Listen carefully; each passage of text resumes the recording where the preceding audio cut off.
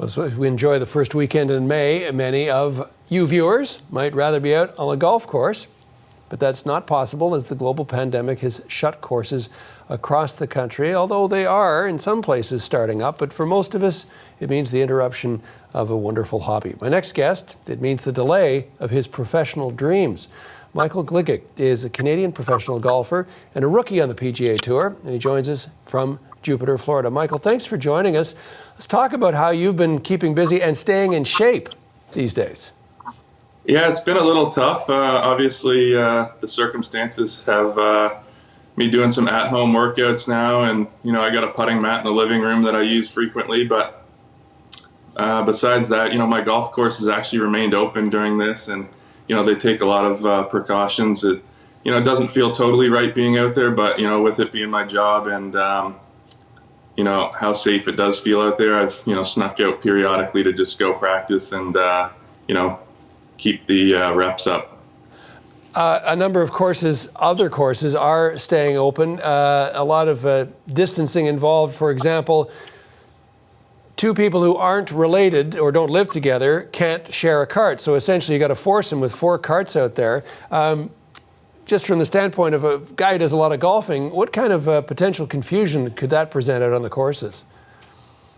Yeah, I mean, it's a little difficult. I know my golf course down here has run out of carts pretty frequently, but I've just been walking if I have been playing, and there's a couple pros in the area. We all keep our distance from each other, and the golf course is doing a great job with no rakes, and they're sterilizing the carts every use for the guys who are karting. And the holes are upside down. You're not allowed to touch the flag sticks. So they're doing a great job, but I haven't been out too often. So run that one by me now. How do you, the flags are up, you can't touch the flags. So how does that work? You can't touch the flags, and then the cups are upside down. So the ball actually only goes into the hole about half of an inch, just enough so you can kind of grab it.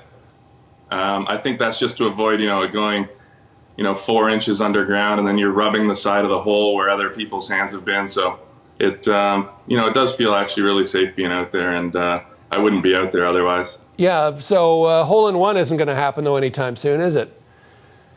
It still could, actually. I've seen a few on the internet, but really? It makes it a little tougher. With only that little bit of a drop, it's able to register as a hole-in-one, eh? Yeah, I guess it just needs to have perfect speed when it goes in. It sure does. Okay, so the tour itself will, they say, resume in mid-June. You going to be part of that? I'm not too sure yet. I hope so. I think all of us players trust the commissioner, Jay Monahan, and his staff, and they're doing a great job working around the clock to make sure if we do get started, it's done safely. And we're still 5 or 6 weeks out, I guess, so we'll see how everything kind of progresses over the next couple of weeks. How would you handle, or do you have any concerns about traveling if the tour gets started again? I think I have the same, I'd say I have the same, travel issues as everyone. Obviously, I'm going to be a little hesitant, but I'm going to take all the security and safety precautions as I can, and that'll hopefully lower the risk. And if it does get going and I feel safe, I'll be there.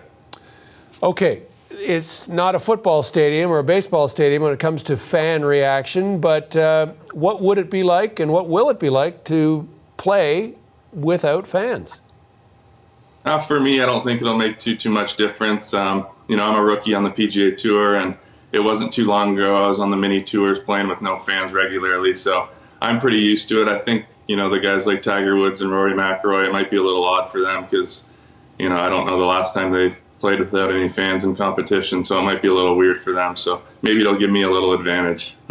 Okay. No Canadian Open in 2020. Was that something you were hoping to take part in? Yeah, I think, as a Canadian, it's one that we all circle on the calendar. We're all really excited about, and I guess now we can just start the countdown for the 2021 RBC Canadian Open. A final note before we let you go. I understand that you do charitable work around autism. Many people have been able to, or tried to carry on whatever work they do despite COVID-19. What can you tell us about that?